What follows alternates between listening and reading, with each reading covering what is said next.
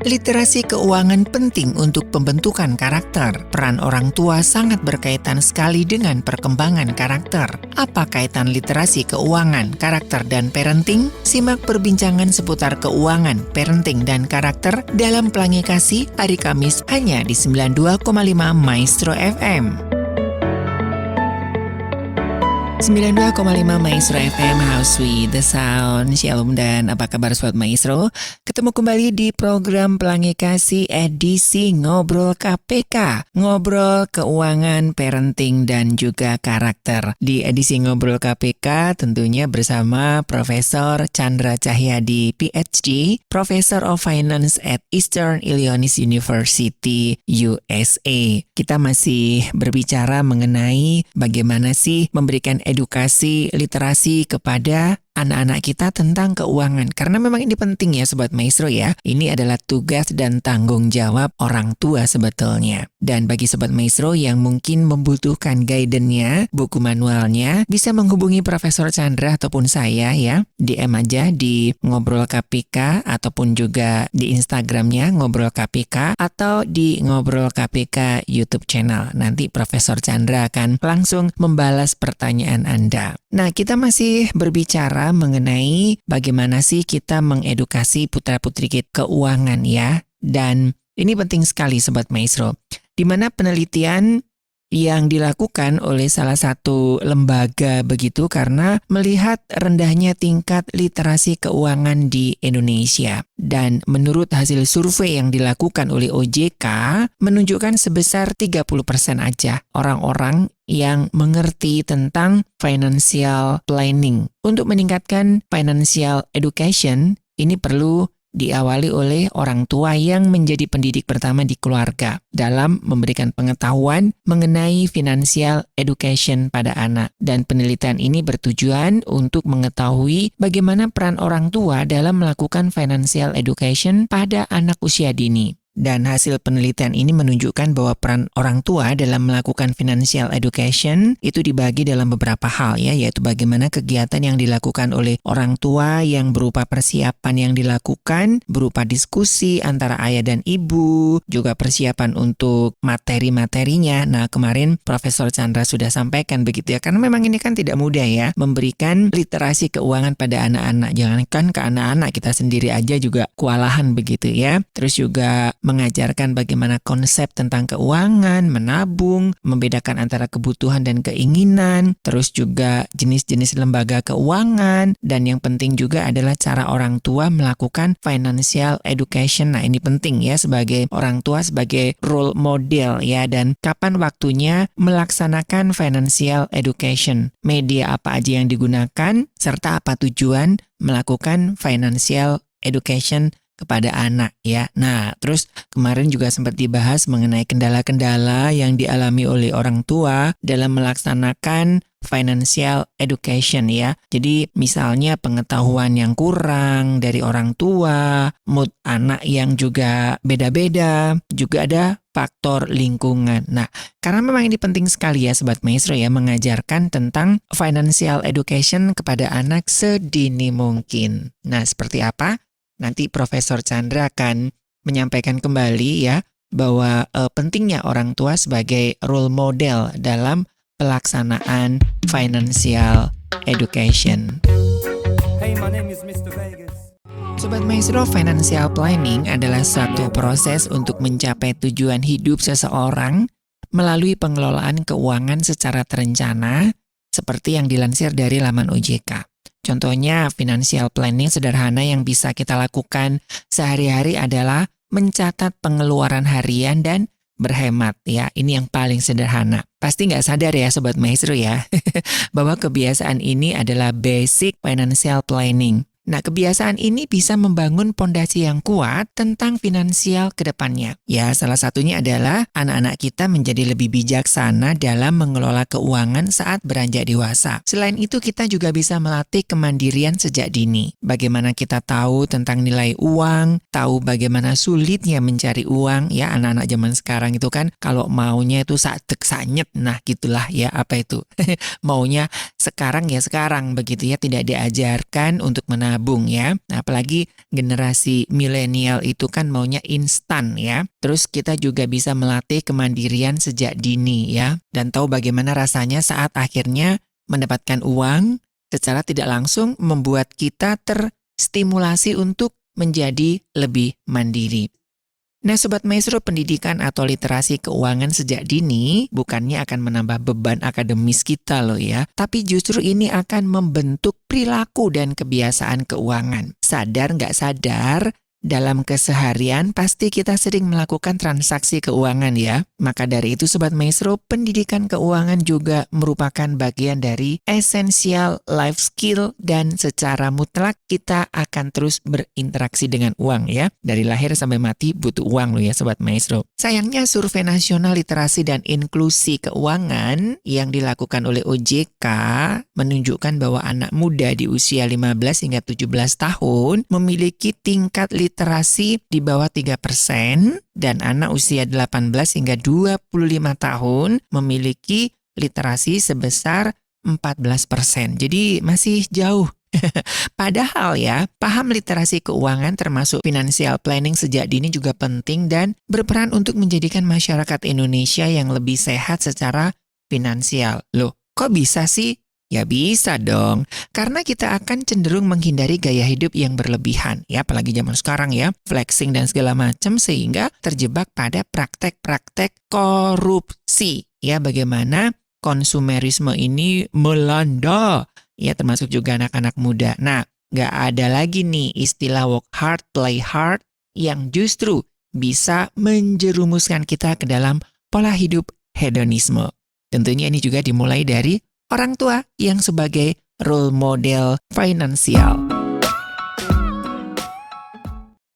Selamat pagi Mas Ari dan selamat pagi para pendengar Radio Maestro dimanapun Anda berada. Minggu kemarin kita sudah membahas mengenai kepribadian dan temperamen anak kita yang sangat berbeda satu dengan yang lainnya.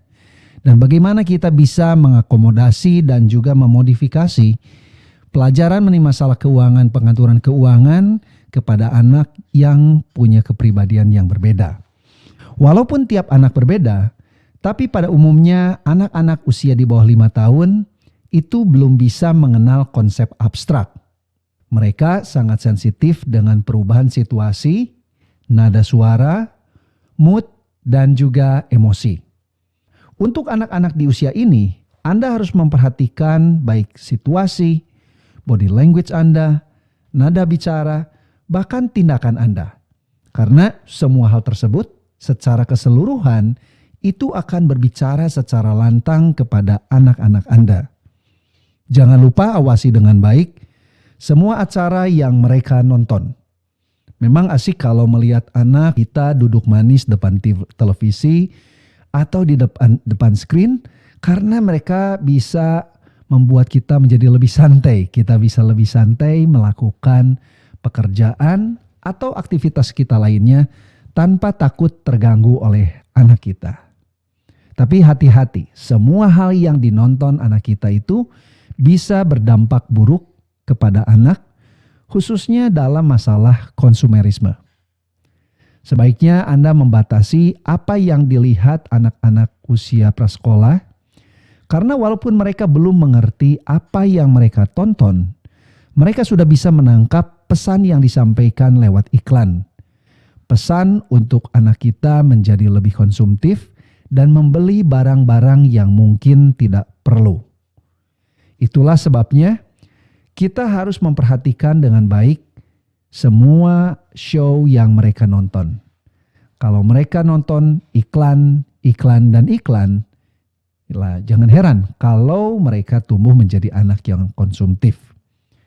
Meskipun mereka tidak tahu apa yang diiklankan, tapi pesan yang ada di balik iklan itu sampai kepada mereka, yaitu untuk membeli barang yang diiklankan.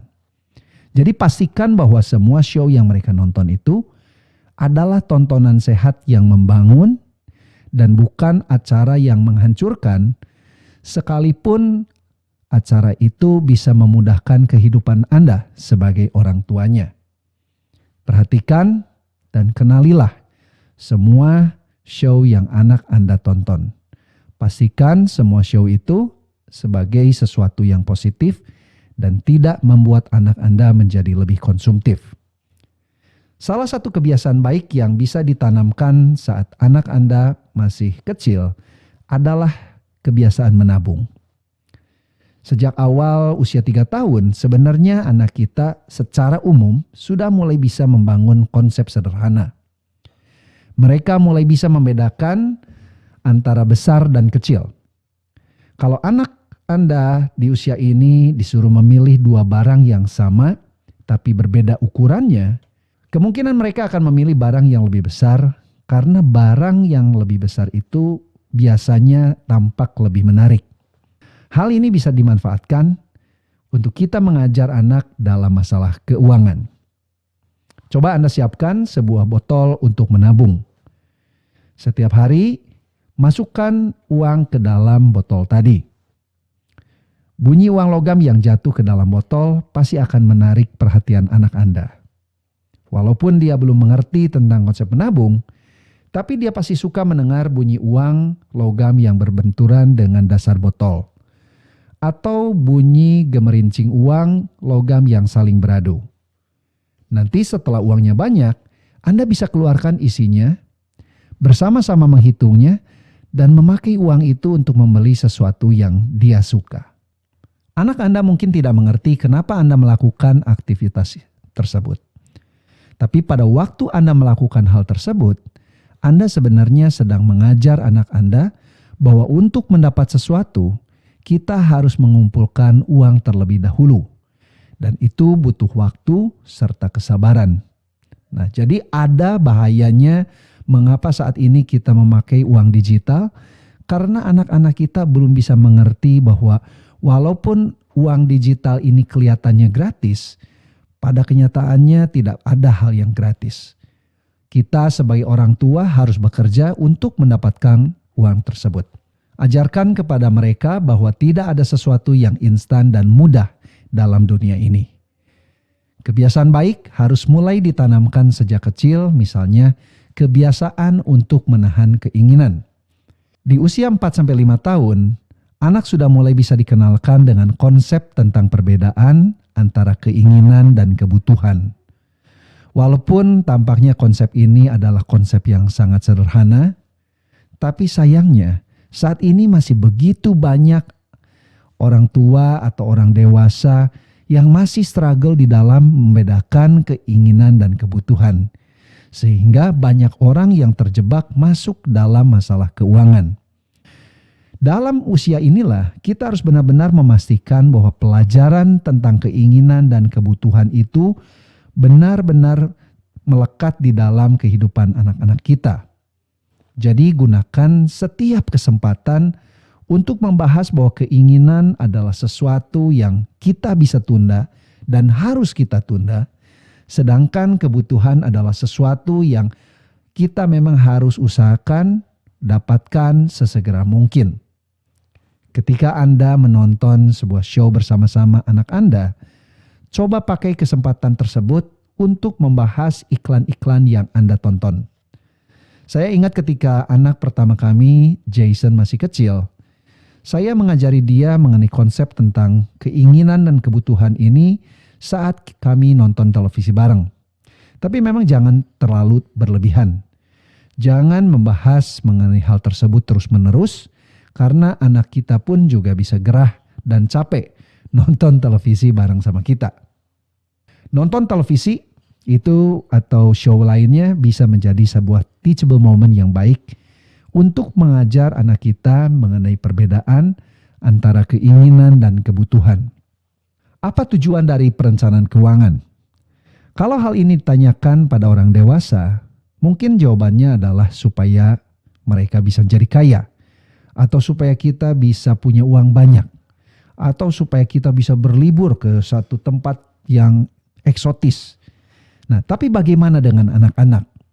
Apa relevan untuk kita menanyakan pertanyaan tentang tujuan perencanaan keuangan kepada anak? Karena mereka tidak punya kehidupan serumit orang dewasa. Ternyata, walaupun demikian, Tidak ada salahnya kalau kita sejak saat ini mengajar anak-anak kita untuk menetapkan tujuan perencanaan keuangan. Hal ini sama seperti kita mengajarkan anak untuk membuat tujuan kehidupan yang sederhana.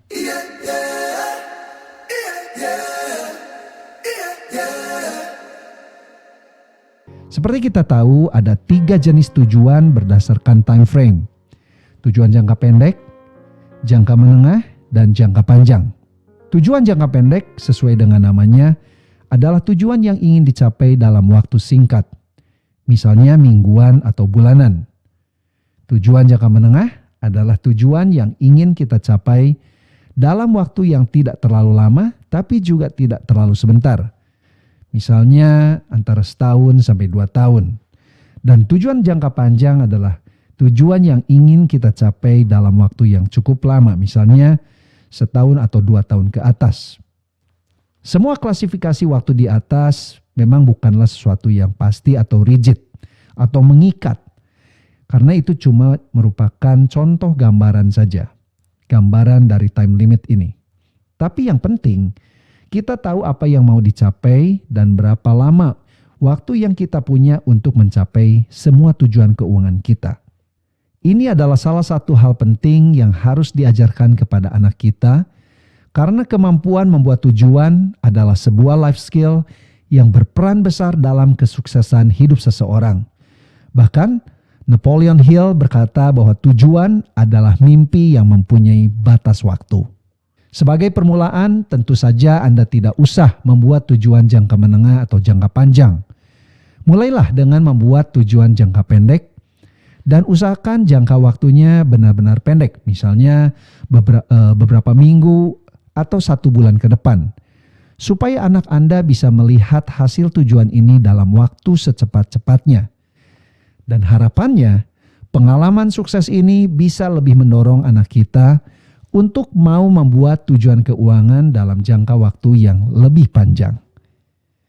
Jadi keuntungan mengajar anak kita untuk membuat tujuan jangka pendek adalah kita memberikan kesempatan kepada anak kita untuk melihat buah dari perencanaan keuangan mereka. Salah satu cara paling gampang untuk mengajar anak kita tentang membuat tujuan adalah dengan mengajar konsep menabung. Kalau anak Anda belum punya uang saku secara rutin, maka Andalah yang harus menabung. Ajak mereka melihat Anda memasukkan uang ke dalam tempat tabungan Anda. Anda bisa memakai tabungan apa saja, bahkan hal yang simple sekalipun untuk dijadikan sebagai tempat tabungan ini. Dan lakukanlah kebiasaan ini secara rutin. Anda bisa meminta anak Anda memasukkan uangnya ke dalam botol atau tempat tabungan Anda dan beritahu mereka, nanti kalau tempat tabungan ini sudah penuh, kita beli mainan buat kamu ya, atau kita nanti beli makanan kalau uangnya sudah sampai di batas ini. Misalnya Anda bisa buat sebuah tanda di tempat tabungan itu dengan spidol sebagai tanda batas. Jangan lupa sebelum melakukan hal tersebut, Anda juga harus memperhitungkan kira-kira kapan tempat tabungan Anda akan terisi penuh.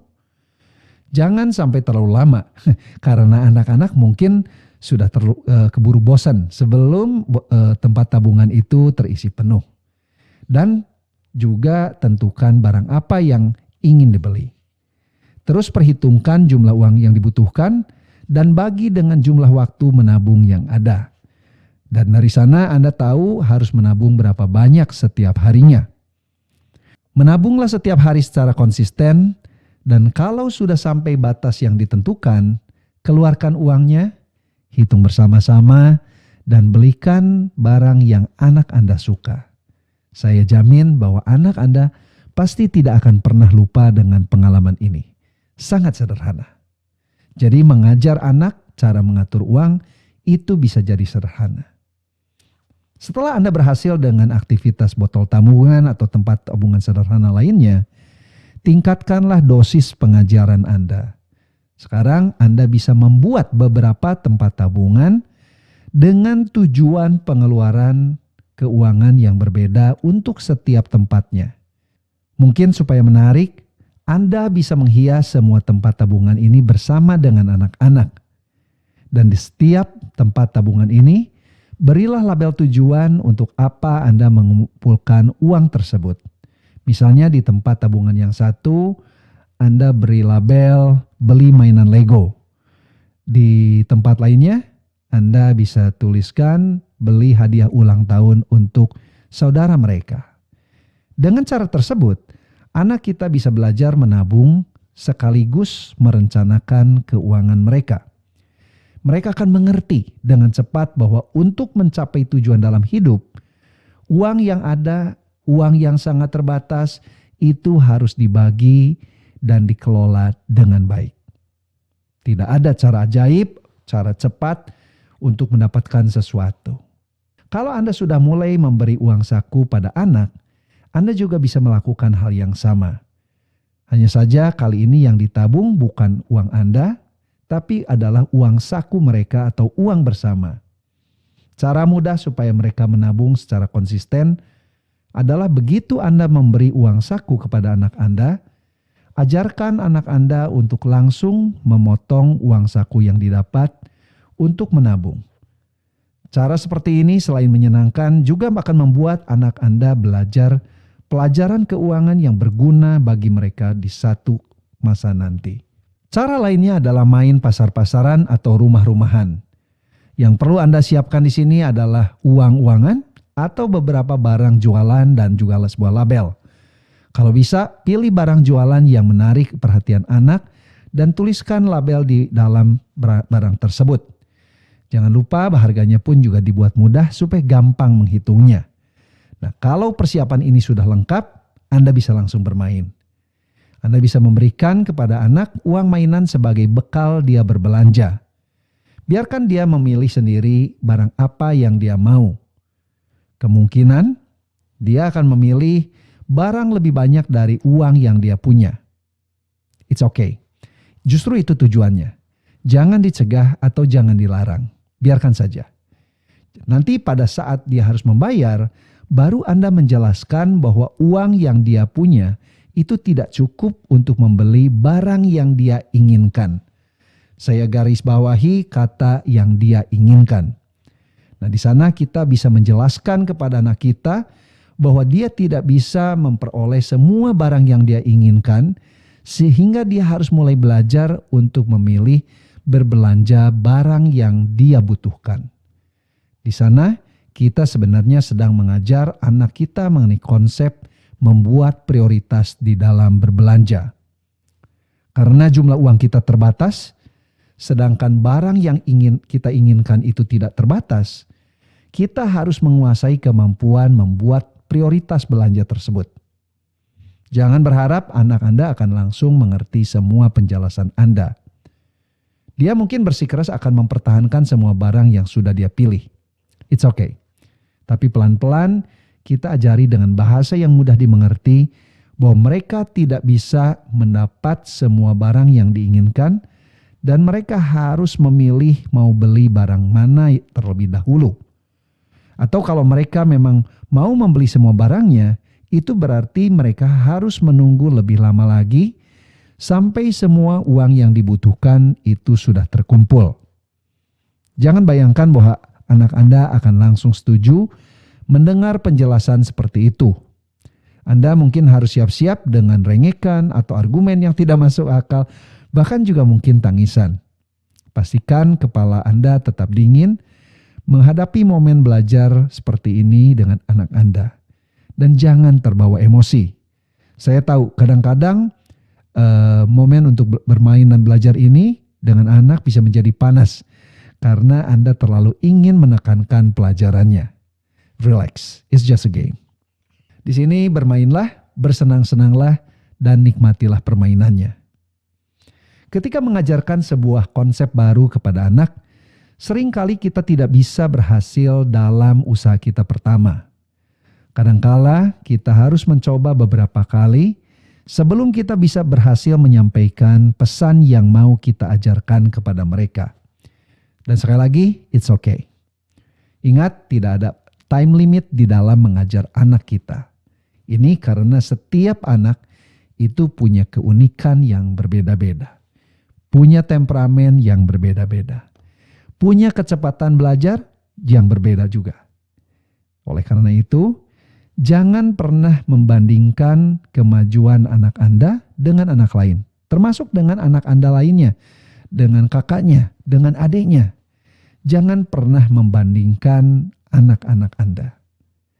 Jangan juga merasa bahwa Anda harus balapan dengan orang tua lain hanya karena anak mereka terlihat lebih dewasa atau lebih pintar baik secara fisik atau secara emosi dibandingkan anak kita.